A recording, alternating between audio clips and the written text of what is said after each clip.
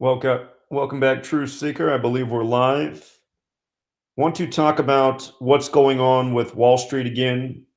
If you've seen my work from this past week, this might be a bit redundant.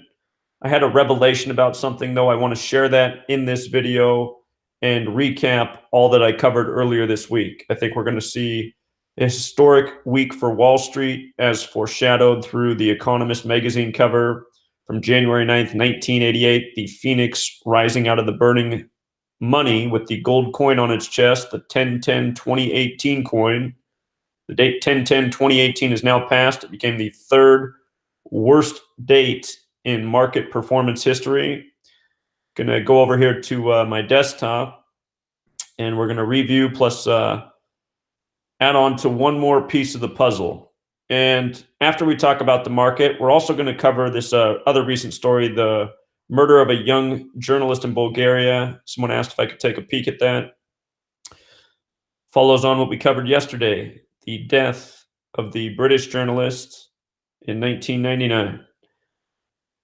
So this morning, October 14th, the breaking news: Saudi Arabia vows to retaliate against any sanctions. Donald Trump's threatening with sanctions against Saudi Arabia over the murdered journalist. If you missed my work on the murdered journalist, that was news by the numbers.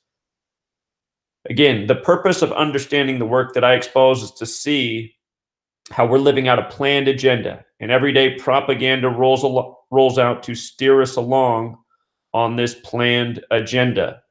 This story of the death of Jamal Khashoggi, it's all contrived news by the code that now brings us to this: the threatening of sanctions and retaliations against these allied nations.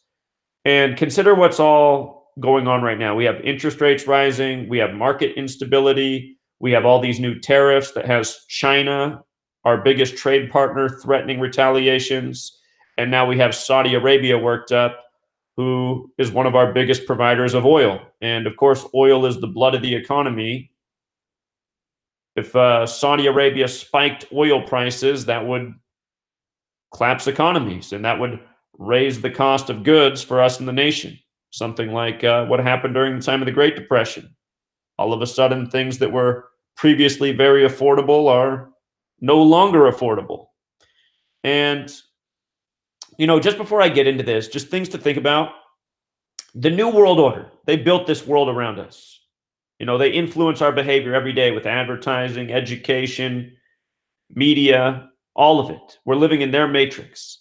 And here we are, this growing population, more and more of the world becoming like America, consuming big, using more energy, driving bigger vehicles.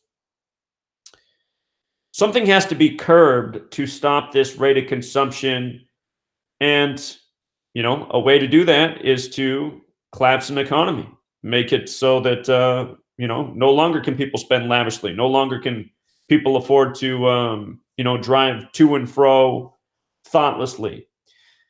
So, there's methods to the madness of the New World Order tyrants. And we're at this day and age where I would say something has to be done to curb consumption. So perhaps this is all part of their plan, which is clearly etched out in stone many decades in advance. The Economist cover from 1988, 30 years ago, and the date October 10th, 2018, no accident. All part of, again, the planned script we're living out.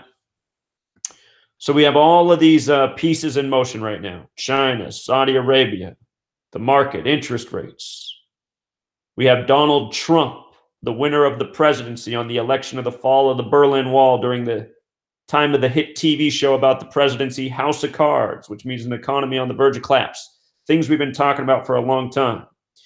And just as a reminder, in the language of gematria, House of Cards and Make America Great Again, they have that overlap.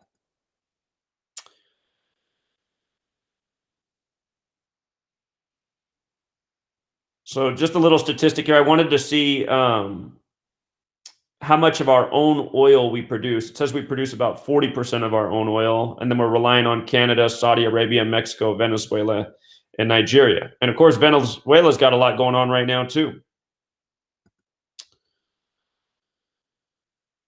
Saudi Arabia, one of the biggest producers in the world. It could really shake up the oil market. So here's why we earlier this week said look out for the date Monday. It'll be the 31-year anniversary of Black Monday, one of the worst dates of stock performance in history. The date, October 19th, 1987, that was Black Monday 31 years ago. Sure, it falls on the 15th. But as a reminder, October 19th, 1987, that was a date with numerology of 135 and 36, one of the worst days for Wall Street ever. Wall Street had the gematria of 135 and 36. In case you're new here, these are the four base ciphers: the alphabetic order with the rules of numerology, the reverse alphabetic order, the reverse alphabetic order with the rules of numerology. And notice Wall Street is also 63. Of course, the numbers 135 and 36 connect to October 19th, 1987. The biggest disaster for Wall Street in history was October 29th, 1929. That is the day leaving 63 days left in the year.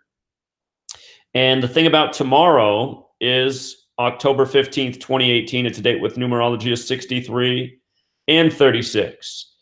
And, you know, if we get some big news about Saudi Arabia jacking up oil prices, OPEC, etc., just look at how that fits into the narrative. Oil and Wall Street, major relationship. Oil, again, the lifeblood of the world economy. A lot of currencies pegged against oil. So, as we talked about, why was it October 29th in 1929? Well, the word black has gematria of 29, as in Black Tuesday. And the word claps has gematria of 29, as does Masonic. And this is a Masonic agenda. This code of letters and numbers, very much used by Masonry. Now, here is the thing I was overlooking about 63.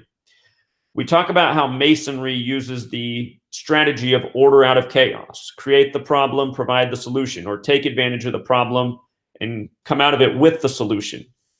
The Latin for order out of chaos is order ab chao, which, look, sums to 63.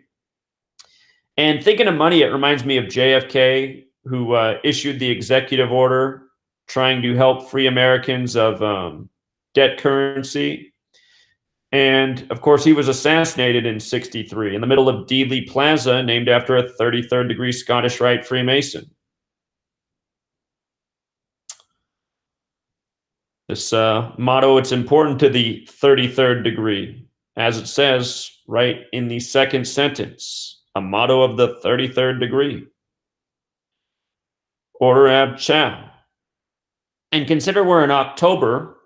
October is the lone month in the calendar year with 33 gematria. Masonry 33, secrecy 33, order 33, federal 33. Think about the Federal Reserve.